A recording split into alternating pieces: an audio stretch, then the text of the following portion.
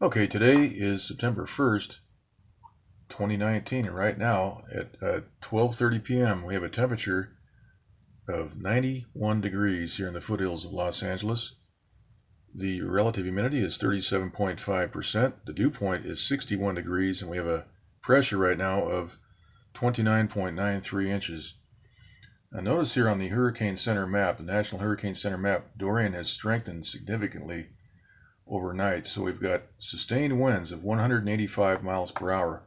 That's on par with some of the biggest hurricanes of all time, Hurricane Patricia and some of the typhoons on the West Pacific that were run into into Taiwan and China and different places. Storm right now is moving west at 7 miles per hour. This is going to, if things remain on track, this could hit Palm Beach directly. Let's take a look at the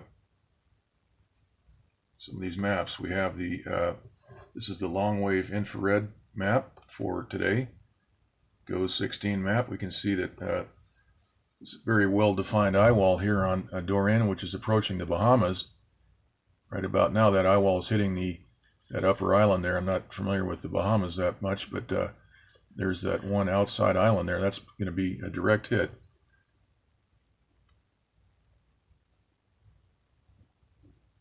Now, some interesting things about the precipitation pattern.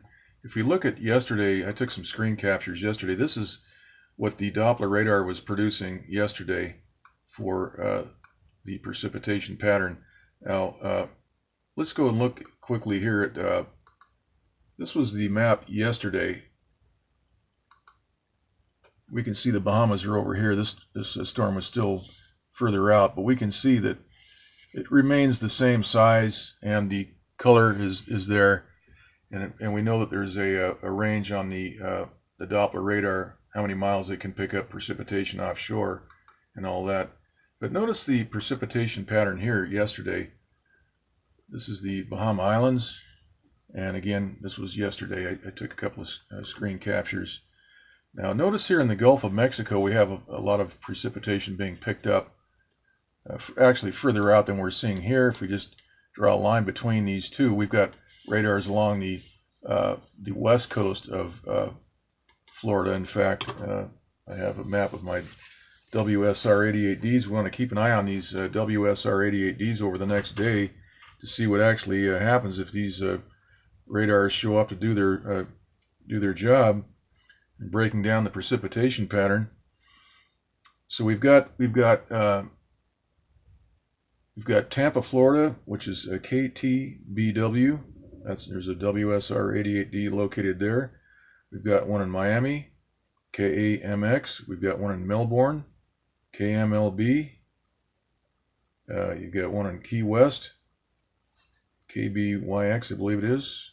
Jacksonville, we've got KJAX, and one at Elgin Air Force Base, KEVX. We want to keep an eye on these WSR-88Ds to see if they're activated to break up the precipitation pattern that we're going to see from this system as it approaches not Key West, but rather Palm Beach.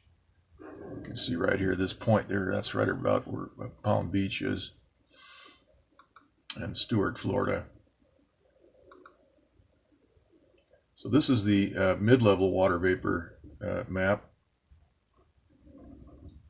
We can see some blast patterns on this storm. Also, the storm is being sprayed over. If you look at the MODIS Today map for today, we can really see some good evidence of the aerosol spraying going on. Now, we see the natural clouds are the brilliant white right here. These are some outer bands of Dorian. Here we see some streaks, and we see that characteristic gray haze. Now, remember that the natural clouds are the brilliant white. This off-white, this gray off-white stuff, this is all the chemtrail aerosol haze. Here's the eyewall of Dorian. As we pan around, we can see the natural clouds down here, this brilliant white, and then we've got this gray haze. So this storm is being sprayed over, and that may account for the diminished precipitation pattern that we're seeing in yesterday's Doppler radar images that were captured yesterday.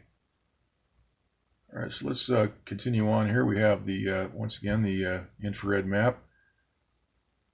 So this is a very, very strong storm, 911 millibar.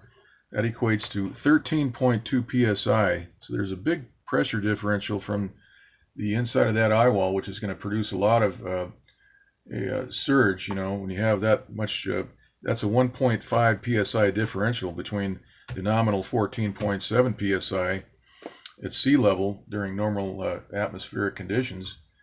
So that's going to cause a lot of wind, and as this approaches Florida, all the wind will be blowing to the south.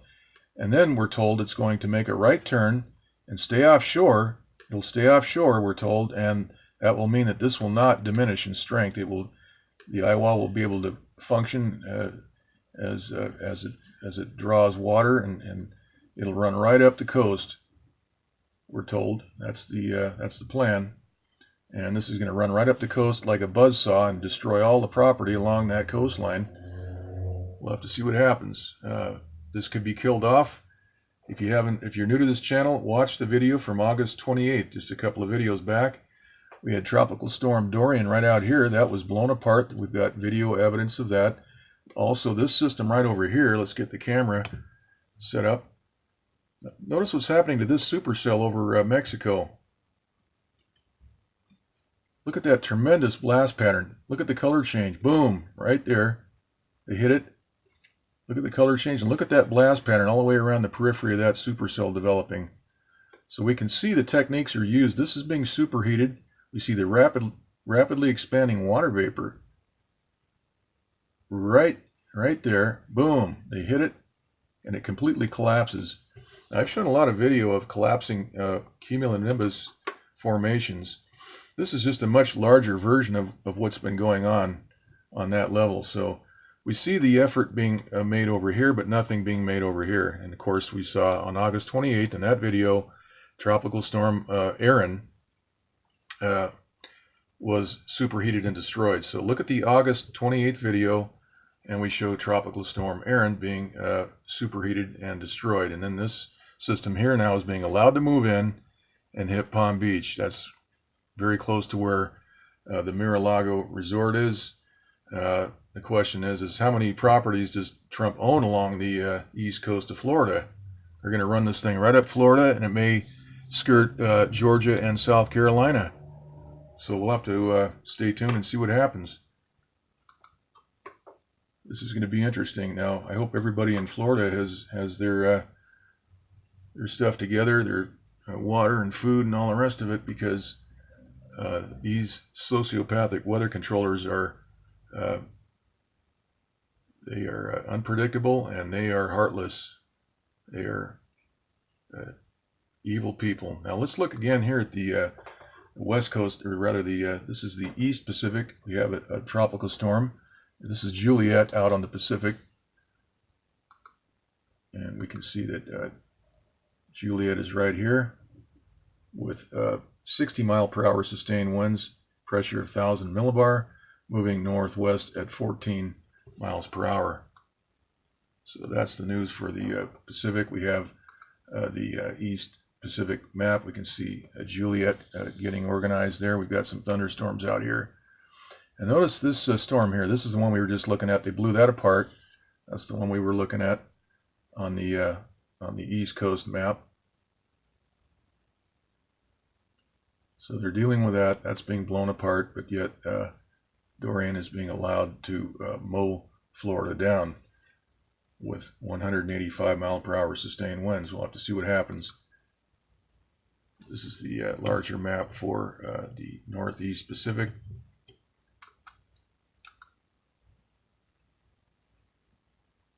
All right, so there it is. They're blowing that system apart, but they're allowing this thing to move in with full throttle. So there it is. Let's take a look at some of the other maps here. We've seen that one. This is today's Doppler map. We see a lot more precipitation. Right here is the eyewall. We see that moving due west right towards Palm Beach.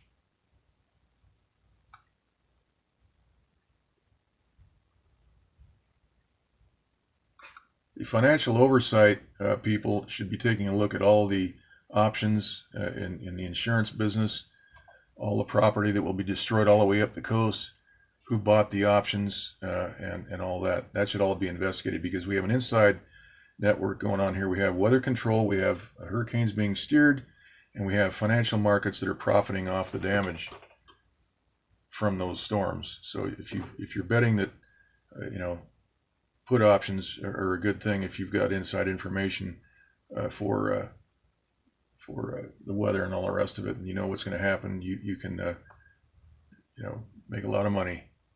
Just like what happened with 9/11, there was a lot of bets placed on the airlines after that event happened. People made a lot of money, and very little coverage on the mainstream fake news. We have a deep state that is running the show, and we got to stop that. Here's just a picture of what the WSR88D looks like for all the new subscribers. I noticed that we got some new subscribers. We haven't had a group of new subscribers in many, many months, because this channel is being shadow banned.